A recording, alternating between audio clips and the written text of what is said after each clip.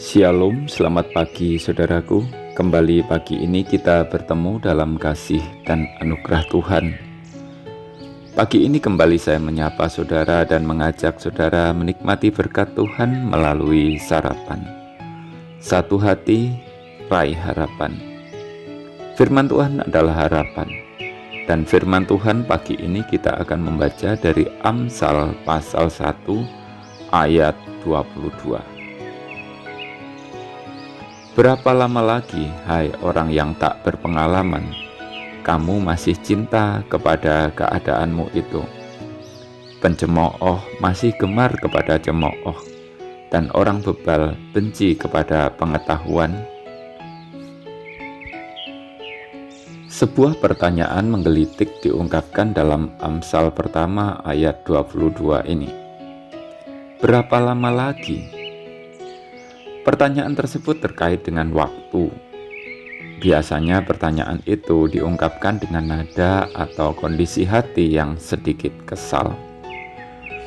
Contohnya, saya punya janji dengan seseorang untuk bertemu di suatu tempat. Saya sudah tiba di sana, tetapi orang itu belum.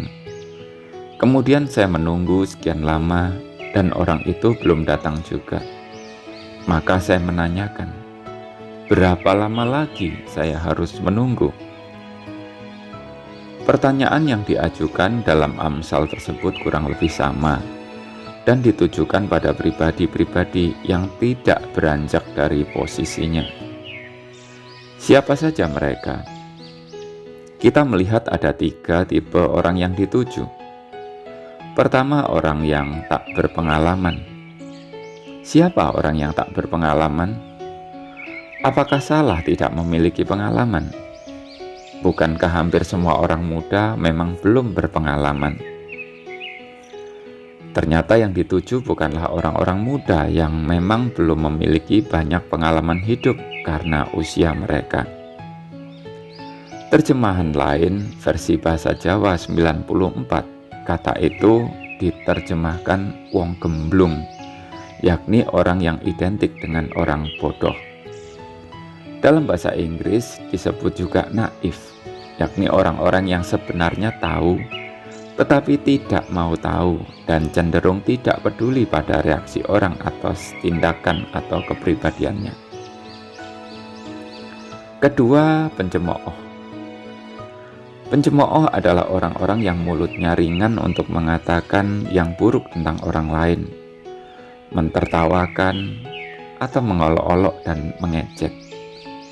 Mereka dapat juga disebut sebagai provokator terjadinya perselisihan, pertengkaran, dan kejahatan. Ada yang berpendapat seorang pencemooh sulit sekali untuk berubah. Kata-kata nasihat yang ditujukan padanya justru ditertawakannya, diejeknya habis-habisan. Ketiga, orang bebal. Mereka ini bukan orang-orang yang tidak dapat berpikir, justru sebaliknya.